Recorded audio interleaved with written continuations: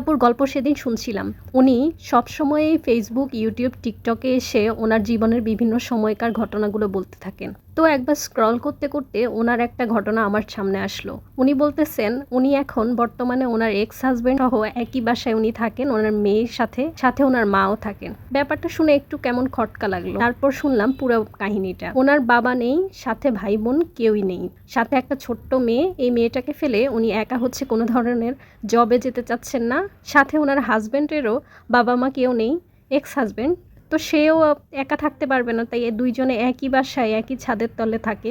ব্যাপারটা কেমন একটু আমাদের সমাজে খটকাদায়ক মনে হলো। ব্যাপারটা ওনার কাছে দেখলাম খুবই নর্মালি উনি কথাগুলো বলছিলেন।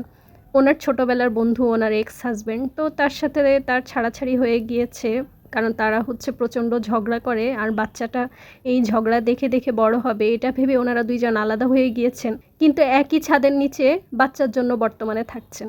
ইভেন ওই আপুর মা এবং তার সম্পূর্ণ ভরণ পোষণ তার এই এক্স হাজব্যান্ডই বহন করছেন।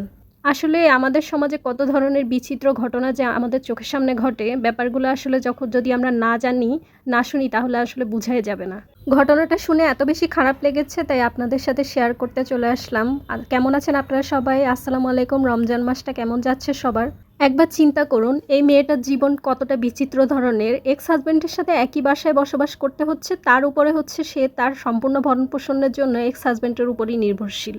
আরেক আপুকে দেখতে পাচ্ছি ফেসবুকে, সে ওনার হাজব্যান্ড মারা যাওয়ার পরে শ্বশুরবাড়ির সাথে ওনার যে সম্পর্কটা খারাপ হয়ে যাচ্ছে, সাথে হচ্ছে ওনার হাজব্যান্ডের যে সহায় সম্পত্তি আছে সেটা ভোগ দখল সম্পূর্ণ ওনার শ্বশুরবাড়ির মানুষজন করতে চাচ্ছেন, ওনাদেরকে বাড়ি থেকে বের করে দিয়ে। এই যে ব্যাপারগুলো, এগুলো আসলে আমাদের সমাজে নিত্যনৈমিত্তিক ঘটনা, কিন্তু আমরা আসলে এই ব্যাপারগুলো দেখেও না দেখার মতো করেই থাকি। কিন্তু দিন শেষে দেখা যাচ্ছে মেয়েটাকে প্রচণ্ডভাবে সাফার করতে হচ্ছে।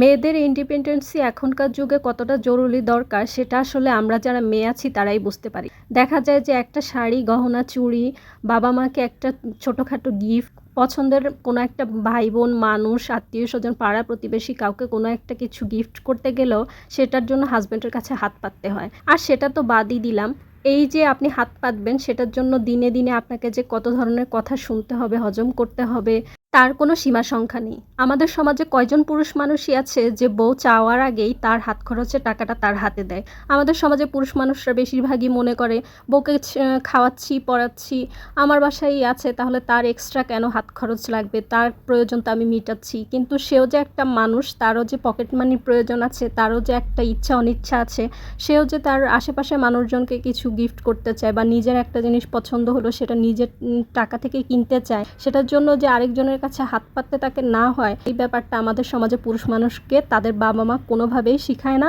আর ছেলেরাও সেভাবে বেড়ে ওঠে, আর ব্যাপারগুলোকে দেখা যায় একটা পর্যায়ে খুব খারাপভাবে প্রেজেন্ট করা হয়। আজকে যেই মেয়েটার হাজব্যান্ড মারা গেল, তার স্বামীর সম্পত্তি যে তার শ্বশুরবাড়ি ভোগ দখল করতে চাচ্ছে তাদেরকে বের করে দিয়ে, এই মেয়েটা যদি সম্পূর্ণভাবে ইন্ডিপেন্ডেন্ট হয়ে থাকে এবং সেটা যদি সে অ্যাফোর্ড করতে পারে, তার সন্তানদের সকল খরচ, এরপরেও যদি তার বাবা মা তাকে সাপোর্ট করে, তখন হয়তো বা কিছুটা এই ধরনের ব্যাপারগুলোতে হ্যান্ডেল করা যায়। না হলে কিন্তু যারা একেবারেই অসহায়, যাদের বাবা মাওর সাপোর্টটাও তেমনভাবে থাকে না বা নিজেও ইন্ডিপেন্ডেন্ট না, তখন কিন্তু এই ধরনের সমস্যা থেকে বেরিয়ে আসা খুবই কষ্টদায়ক হয়ে যায় সেই মেয়েটির জন্য। প্রত্যেকটা ছেলেরই উচিত বিয়ের পরে নিজের ওয়াইফের হাতে হাত খরচটা দেওয়া প্রতি মাসে, সাথে হচ্ছে কিছু টাকা ফিক্সড ডিপোজিট বা ব্যাংক ব্যালেন্সের কিছু নমিনি বা একেবারে জায়গা সম্পত্তির কিছু না কিছু অংশ স্ত্রীর নামে দেওয়া। কারণ এই যে সিচুয়েশনগুলো, এগুলো কিন্তু আসলে আপনার মৃত্যুর পরে আপনার স্ত্রী এবং সন্তানের জন্য খুবই ভয়ঙ্কর। কেউ আবার আমার কথা শুনে আমাকে নারীবাদী ভাববেন না, আমি সাধারণত বেসিক হিউম্যান রাইটস যেটা, সেটা নিয়েই কথা বলছি, এবং আমাদের ইসলামেও কিন্তু এই ধরনের নির্দেশই দেওয়া আছে স্ত্রীর হাত খরচ দেওয়ার ব্যাপারে।